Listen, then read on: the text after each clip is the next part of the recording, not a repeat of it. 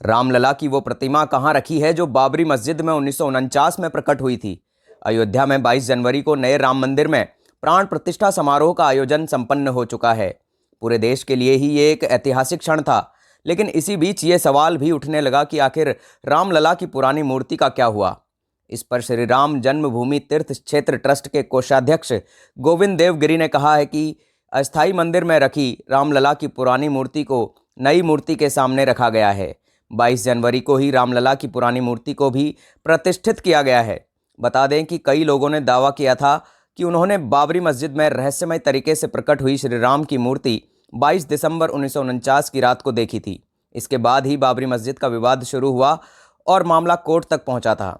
यह लड़ाई दशकों तक चली थी। तब से ही श्री राम की पुरानी मूर्ति अस्थायी रूप से एक टेंट में रखी हुई थी।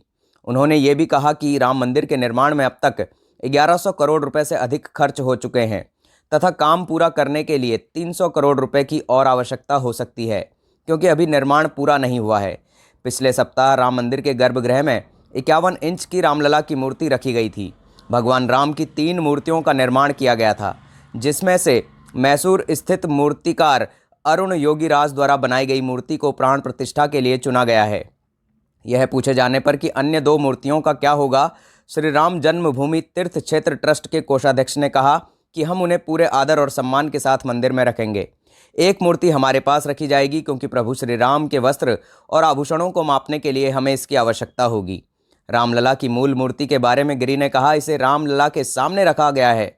मूल मूर्ति सबसे ज़्यादा महत्वपूर्ण है। इसकी ऊंचाई 5 से 6 इंच है और इसे 25 से 30 फीट की दूरी से नहीं देखा जा सकता, इसलिए हमें एक बड़ी मूर्ति की आवश्यकता थी।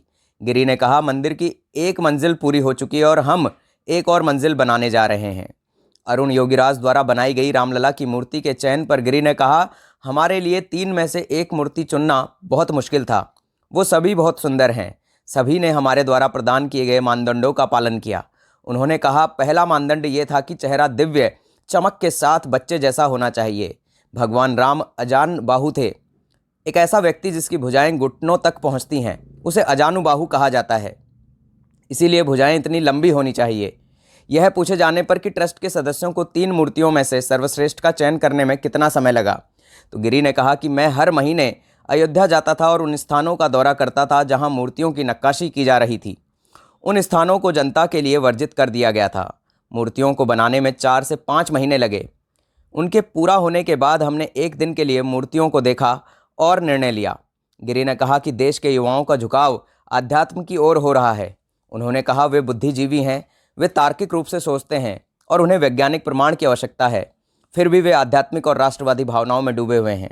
उम्मीद करते हैं कि वीडियो आपको बहुत पसंद आया होगा। वीडियो अगर पसंद आया हो तो चैनल को सब्सक्राइब ज़रूर कर लीजिएगा और वीडियो को लाइक और शेयर ज़रूर कर दीजिएगा। मिलते हैं अगले वीडियो में, तब तक के लिए जय श्री राम।